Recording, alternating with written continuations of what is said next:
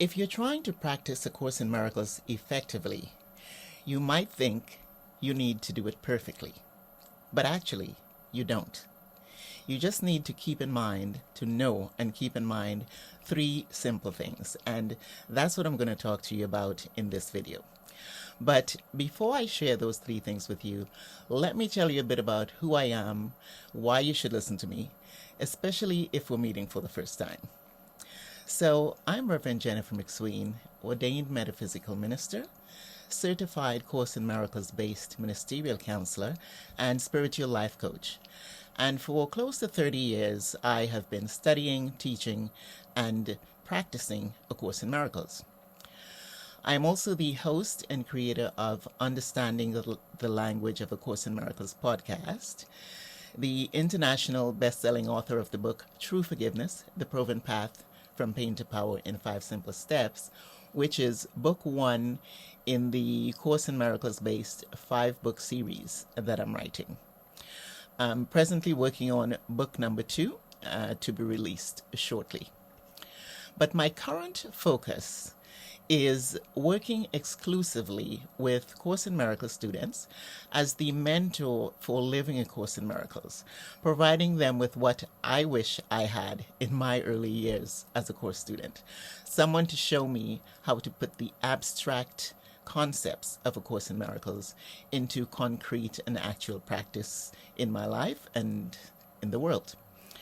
You know, because I still remember in my early years as a course student, how I would so often find myself reading and rereading either a line or a passage from the text over and over again. And, actually scratching my head saying, I know what it says, but what does it mean? Because I understood what it meant intellectually. I understood what the Course was saying on an intellectual level. But I just couldn't seem to understand how to apply it practically, how to bridge that gap between understanding and application. And at first I used to think, maybe it was me, that maybe the Course was beyond me, perhaps I was missing something. But as I began to meet other course students, whether it was through study groups or lectures or workshops, or occasionally even in the grocery store, I'd run into the odd course student because there weren't a lot of us, walking around. Many of them shared that they were having similar experiences, or they were having a similar experience from going from understanding to practicing. And this didn't deter me, though, because on some level, I just knew that the Course was my path. And I found myself thinking, just like A Course in Miracles itself, the way it came into being, thinking there must be another way. And so I kept searching out, teachers and authors and leaders in what at the time was a much smaller Course in Miracles mainstream community. And through my continued search, I discovered the late Ken Wapnick and his prolific body of work, which was dedicated to teaching and honoring the metaphysical framework within which A Course in Miracles is written. And so I totally immersed myself in his approach and in his work. And that ended my struggle and radically changed my experience, both in terms of understanding what the Course was really saying and applying it on a practical level. It is also what got me to know and discover the three things I'm about to share with you. Those three things, like I said, that you need to know and keep in mind in order to practice the Course effectively. So the three things are, 1, that A Course in Miracles is written within a metaphysical framework. You need to keep this in mind. You need to know this and keep this in mind.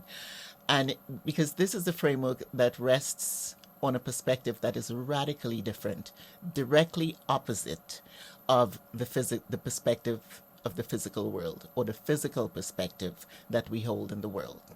And I'll discuss this more in a later video.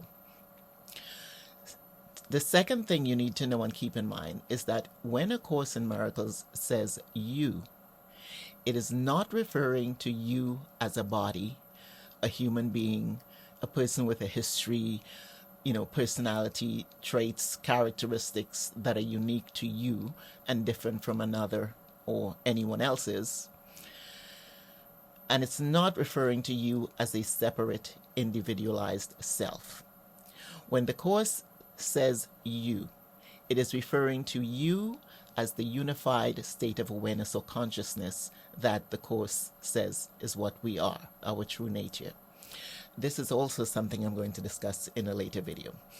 And the third thing you need to know and keep in mind to practice the Course effectively is that practicing the Course effectively does not mean you must practice perfectly, but rather, when you find yourself not practicing perfectly, practice forgiveness.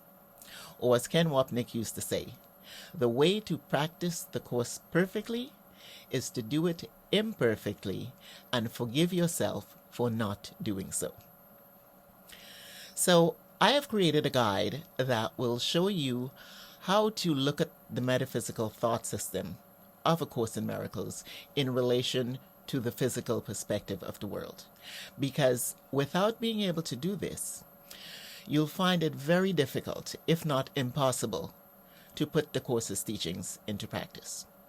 And I call this guide the Other Way Blueprint, because the idea behind the other way is what A Course in Miracles is all about.